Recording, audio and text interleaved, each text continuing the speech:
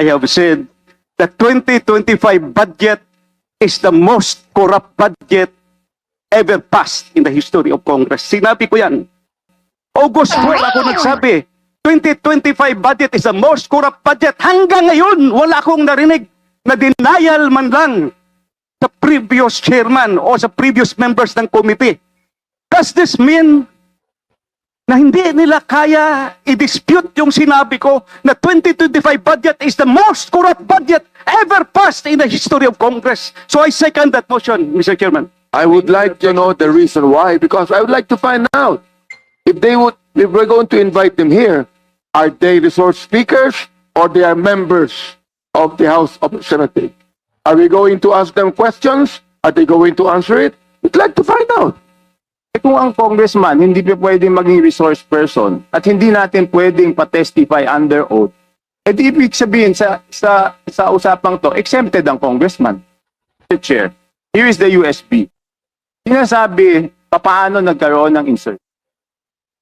Under the name of Congressman Saldico, ang insertion sa BICAM as proponent siya is 13,803,693,000.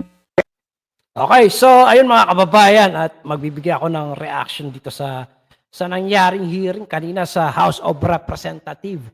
Na kung saan nga ho mga kababayan, etong sina Congressman Ungab, si Congressman Toby Chanco at yung isang congressman ay gusto nga nilang paharapin dyan sa hearing na yan, no, si Congressman Saldico para magpaliwanag. Pero merong kumontra dito at siguro naman alam niyo na kung sino kumontra dyan.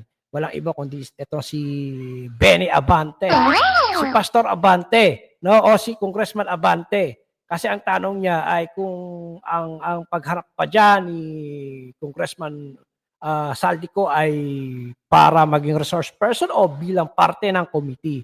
Well, siguro, ito sa akin opinion lang, no? Siguro, ialisin muna yung pagiging congressman niya. Although congressman naman siya, hindi natin ibig sabihin pag siya dumalo dyan dapat bilang resource person at kailangan under oath siya. Tama yung sinasabi ni yung tanong ni ni Congressman Toby Chanco na dapat bang pagka-congressman ka hindi ka pwedeng papanog ka pampaliwanagin. Yan ang pag-usapan natin dito sa video ito mga kababayan, pag magbibigay ako ng komento. Pero bago tayo magpatuloy, ako po ay nakikiusap na sana ho mag-like naman kayo dito sa aking reaction video. Sa mga bago pa lang, paki-subscribe na rin. At kung maaari, pakipindot ang notification bell para laging updated sa mga video na in-upload ko. Eto, umpisa natin itong video na ito mga kababayan. Panoorin niyo ito. Teka, umpisahan ko Ano po patatandaan niyo po? Gaano po kalaki yung mga pagbabago na ito? O, dito na lang po tayo mag-concentrate. 2025 budget. Magkano po yung pinopose nyo at magkano yung naaprubahan na budget?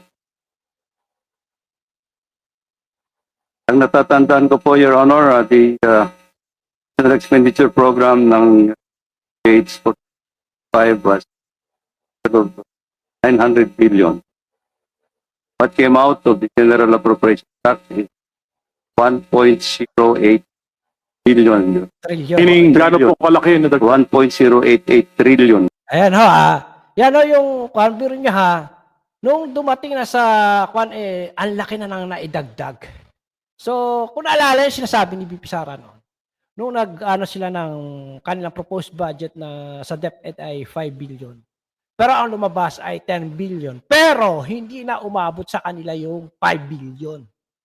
Oo, ay ayaw ni VP Sarang magamit siya sa ganyang kalakaran. Kaya naman siya ay talagang napilitan na rin mag-resign bilang Deputy Secretary. At eto nga ho, si Secretary Bunuan, mga kababayan, alam po, ayaw na nitong humarap sa mga pagdinig. Di ba, kahapon niya sa Senado o sa Blue Ribbon Committee hearing, hindi na siya, pinayagan na siyang umalis agad. At sinasabi niya nga, total may iba ng secretary ng DepEd. So, hindi na siya dapat humarap pa doon o hindi na siya dapat pumunta pa doon o dumalo doon. Dahil meron na nga bagong Deputy Secretary. Marami rin naman nagsasabi ng mga kababayan natin, nung panahon mo naman, Secretary Bunuan, nangyari yung mga ganyang anomalye. Well, tama din naman, no, na dapat kahit na siya ay hindi na DepEd Secretary, sorry, hindi na DPWH Secretary, dapat humarap pa rin siya. But anyway, guys, no, narinig yung sinabi ni Secretary Bunuan, o ni dating Secretary Bunuan, na ang kanilang proposed budget ay nasa billion, pero biglang naging trillion. Diba? Kaya sino ang inaano nila dito? Ang pinupukol nila dito ng o sino ba ang dapat na sumagot nito? Ayun na nga ho, si congressman na ito, hindi ko lang maalala kung anong pangalan niya, ay nag-suggest na dapat ipatawag din itong si Congressman Saldico para siya yung magpaliwanag. Pero may kumontra ho no? Pakinggan natin to. Gaano po kalaki ang nadagdag? May dagdag is 180 billion euro. Grabe, no? Nagdagdag 180 billion. Kaya umabot ng trillion yung 2025 budget ng DepEd. Tapos ang ingay nila sa DepEd. Sorry. DepEd ako ng DepEd. Ang budget ng DPWH, tapos ang ingay nila sa 125 million confidential funds. At sa nadagdag po na 188 billion, ito po yung mga infrastructure projects. Tama po. That's correct. Sa pagkakaalam nyo, saan kumuha ng mga program of works at paano nakapagdagdag ang House of Representatives at ang Senate ito sa mga galing po ba ito sa DPWH, yung mga programa na ito? Yan ay hindi maliwanag po, Your Honor. Yan ang hindi maliwanag, Your Honor. So ito po ay ginawa ng BICAM without their knowledge. Yes. So, ginawa ng BICAM na walang kinalaman ang DPWH. Di ba? So, ito yung talaga yung dapat na sagutin ni Saldico. Bakit may mga ganyan? So makakaalam lang po ng mga insertion na ito ay particularly yung BICAM, Senate Committee on Finance, and Committee on Appropriations of the House of Representatives. Tama po ba yan? Tama. Well, as far as we know, Your Honor, that will be brought up of ICOM. Camera. Thank you. Yun lang po ang aking at Mr. Chair, I would like to move that in order to clear up things, to clarify matters, should invite the chairman of the Committee on Appropriations in the last Congress, the 19th Congress, and the chairman of the committee,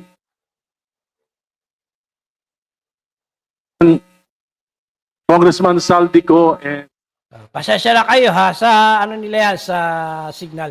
Ayun na nga no, ito si Congressman ang talaga na imbitahan itong si Congressman Saldico sa next hearing nila. Na sumuporta naman ito si Congressman Ungab. Pero kumontra diyan si Benny Abante. Bakit kaya nila pinoprotektahan si Saldico?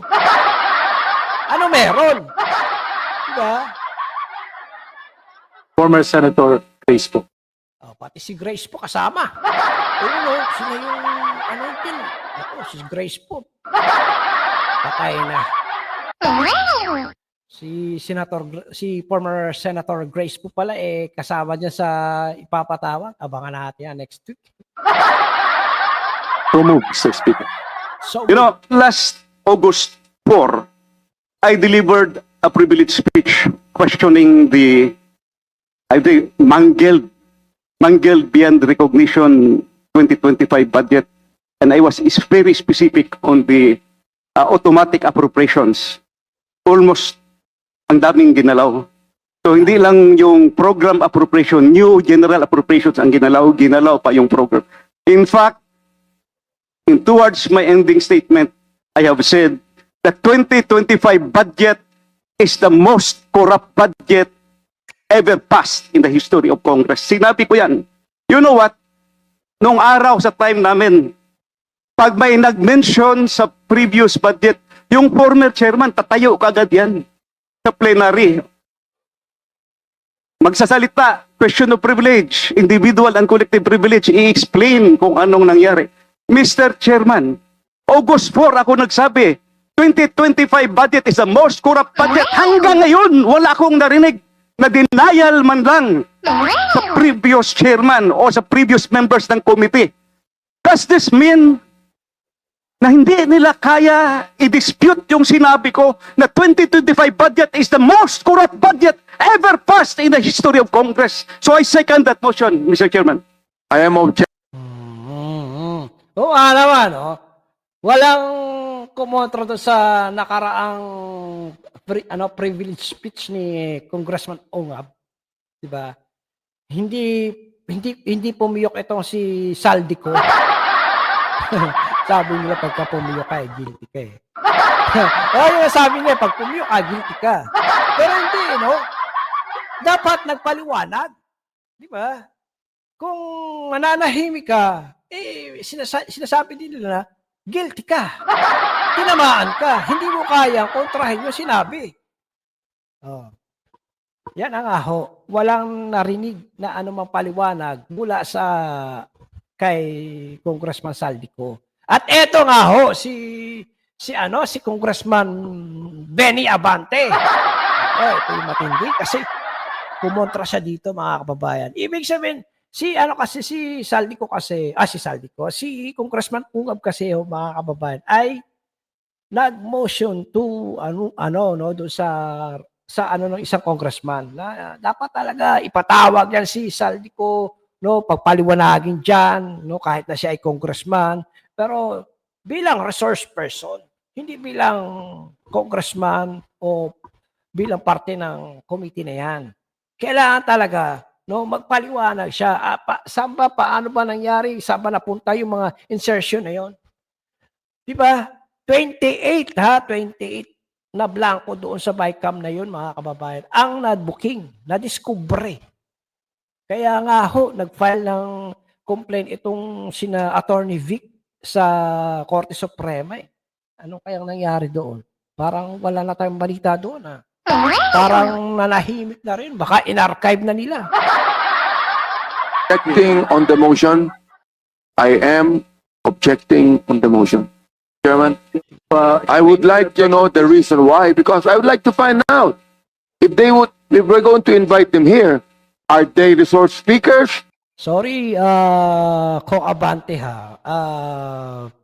On my own opinion, para bang pinoprotektahan mo si Saldico. Hindi mo naman kailangan na tanongin kung siya ba ay iniimbitahan diyan bilang resource person or bilang parte na Di ba?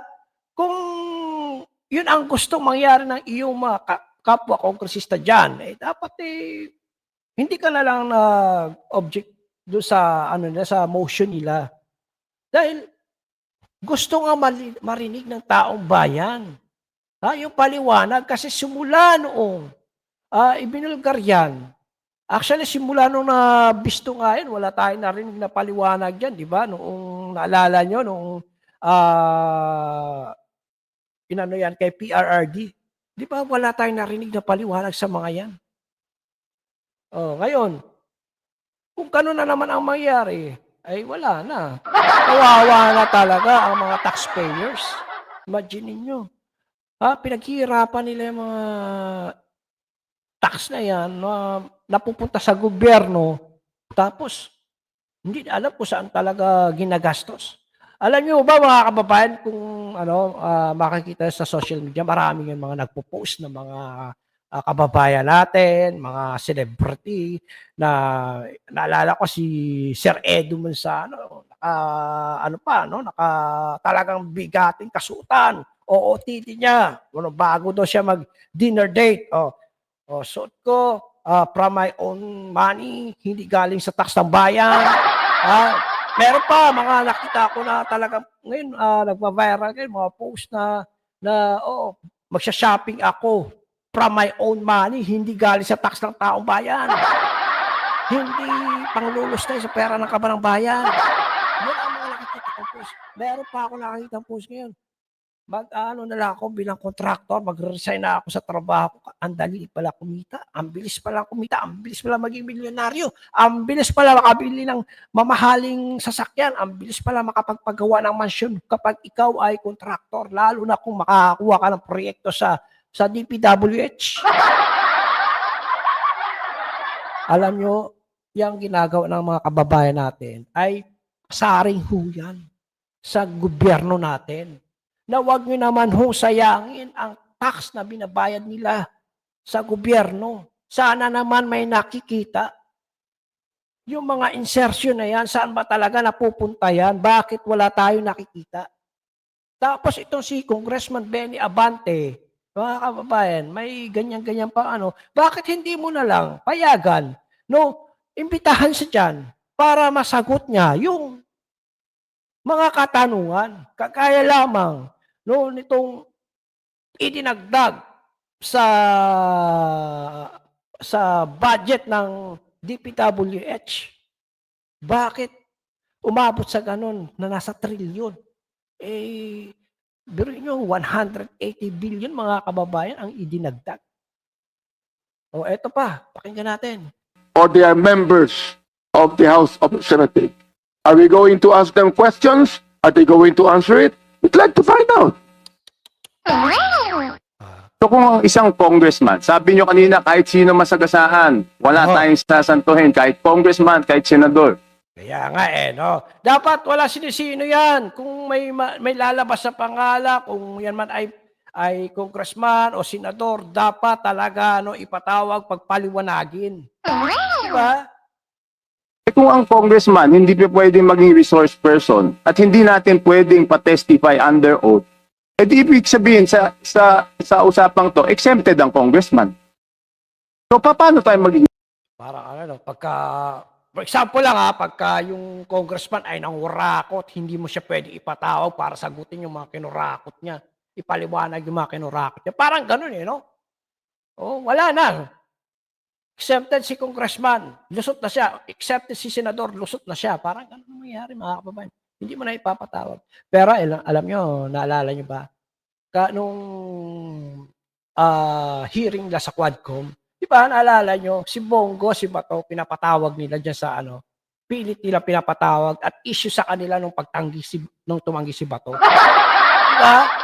Talagang inaano nila na may mga kung ano-ano pa silang sinasabi tungkol kay Senator Bato. Ngayon, kapwa nila congressman ang dapat sumagot may humaharap. So, ganun yun. Na kapag congressman o senador hindi na dapat pinapatawag. Exempted na siya. So, lusot na siya. Wala siyang dapat sagutin. imbestiga paano tayo? Number one. Number two, Mr. Chair, here is the USB. Ay, USB. Sinasabi paano nagkaroon ng insert.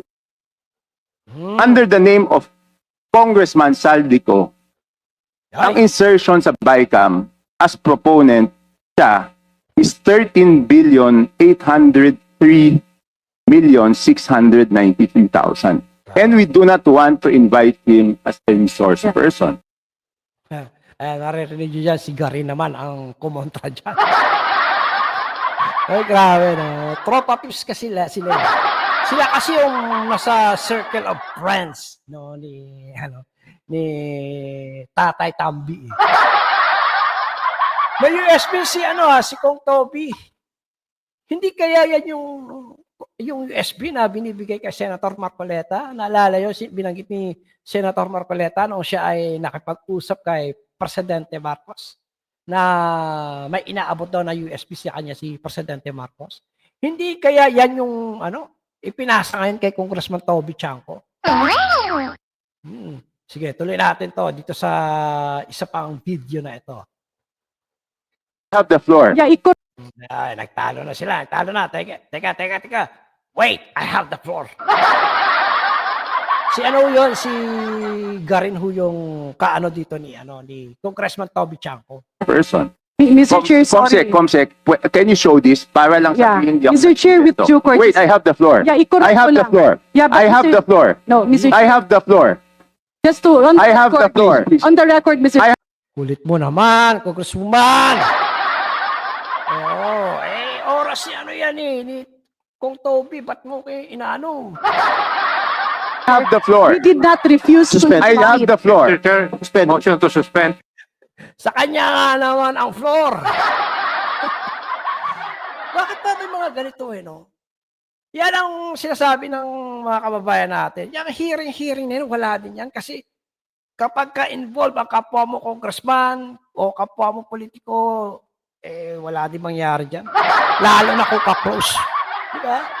So, wala ding mapapanagot yan. Kaya doon na lang tayo sa, sa Blue Ribbon Committee hearing at least. Diba? Nagkakaroon ng malay natin, next hearing, alam ko sa September 8, ay magkakaroon uli ng ng hearing, no?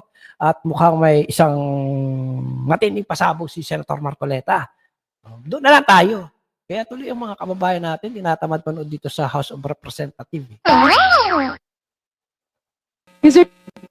Meeting resumed. Mr. Chair, We are returning to the previous motion.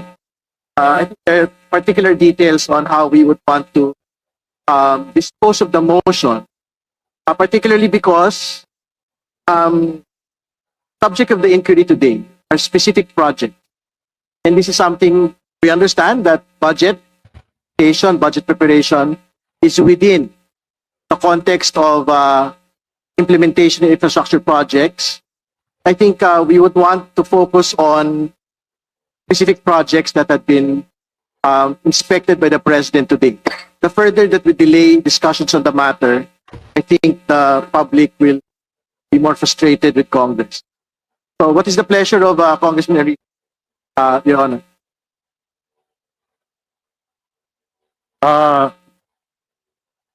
Mr. Chair, if that's the case, I would like to defer my motion because I would like to consult staff kung itong mga 100 billion na versions sa 2025 budget ay may mga nakasamang those projects as the President had mentioned in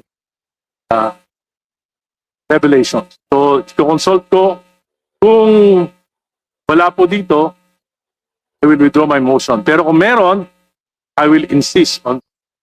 So, Nagbago ang isip ni Congressman, I will withdraw my motion kung wala po dito nakasama dyan sa ghost project na yan. Paano malalaman kung wala nakasama ang ghost project? Di ba? Kaya nga nag-over yung kanilang budget dyan sa DPWH eh. Kasi nga may pinaghandaan talaga nila, pinagplanuhan talaga nila yan. Kaya talagang etong hearing na ito, walang mangyayari dito. Wala tayong makikitang may mapapanagot dito mga kababayan. Maniwala kayo sa akin. Ito'y parang hearing-hearingan na lang eh. Mr. Chair, I would like to request the chair my earlier motion. Congressman Enrique, the motion heard. Point of order, just a Mr. Chair. inquiry from the movement. So when he moves for the deferment of his motion earlier, not really withdrawing the motion. Do I take it Sila Ella de Lima. correctly? As I said, I said, Mr. Chair, I'm not withdrawing my motion. I'm just deferring my motion to order to consult my staff whether 100 billion insertions in the 2025 budget includes those projects as mentioned by the. So, in order to be fair to Hindi nga, dapat hindi ka mag-withdraw. Kailangan pa rin na malaman o maipaliwanag bakit nagkaroon ng ganong halaga, na ipinatong sa DPWH proposed budget noong 2025. Tumabot sila ng trilyon. Biruin nyo, 180 trilyon mga kababayan, ha? Dapat, kapag ka nag-motion ka doon sa para ipatawag ang isang pan, huwag mo nang babawiin. Di ba? Dapat panindigan muna, may sumuporta na nga eh. Ayan nga, si Leila de Lima. Oh, tinatanong niya ito si Congressman kung bakit kailangan niya i-withdraw yung kanyang motion. Eh, na ano niya na yan. Di ba?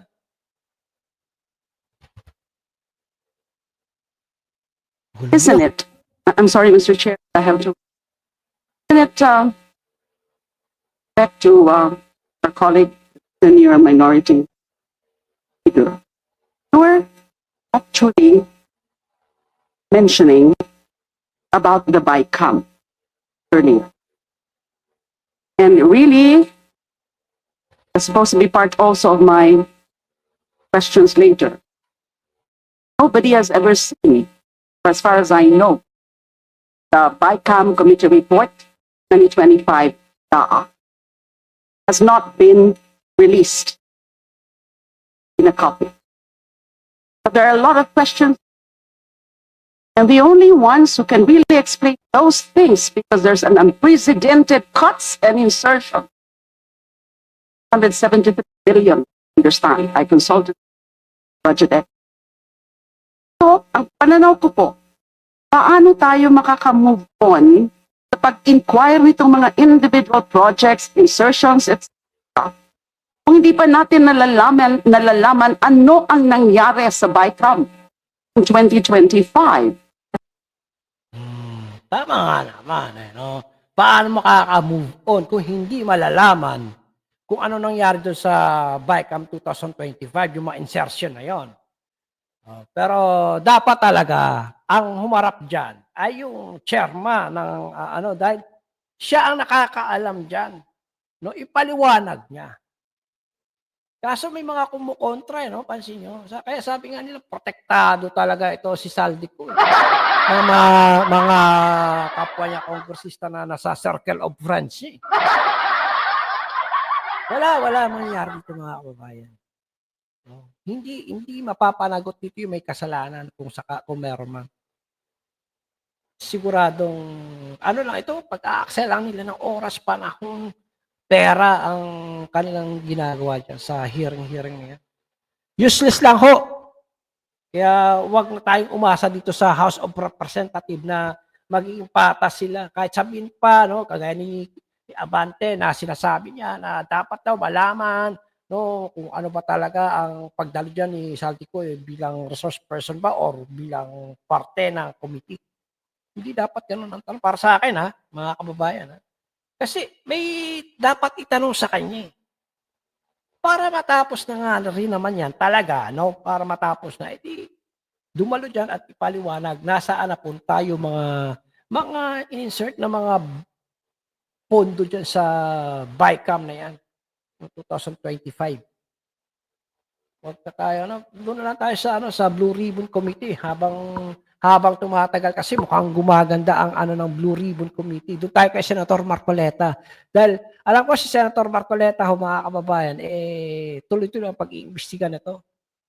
At naniniwala ako may mapapanagot siya dyan sa na yan. Kaya doon sa mga kababayan natin na laging nagsasabi na, naku, wala rin naman si Marcoleta. Nag-uumpisa pa lang ang pangalawang hearing pa lang sila. So, hindi naman yung pwede na i-shortcut na pagka arestuin agad, panagutin agad. Hindi ganoon. Kailangan mo duman sa tamang investigasyon. Si Marcoleta, hindi yan kagaya nila. Na laging shortcut. So, suportahan ho natin si Senator Marcoleta. Huwag po tayong bibitaw dito at tutukan natin ito. Ito sa House, wala akong nakikitang magandang patutunguhan niya. Dahil, tingnan nyo nga, pinapatawag na nga, may kumukontra pa. Palipasa, kapwa nila, congressman. Pinoprotektahan ba nila? Diba? Dapat ka ipatawag at magpaliwanag Hindi yung kukontrahin It's either resource person or maging parte ng committee. Ang importante, dumalo sa next hearing. Meron pa ba? Sayang lang. Okay, so ayun mga kababayan, ako po'y magpapaalam na sa inyo sa aking reaction video na ito. At sa mga bago pa lang, sana sa mga hindi pa nakasubscribe sa aking YouTube channel, pakipindot nyo na lang ang like, subscribe, and click the notification bell para lagi kang updated sa mga video na ina-upload ko. Maraming salamat. tayo lahat. God bless. Bye-bye.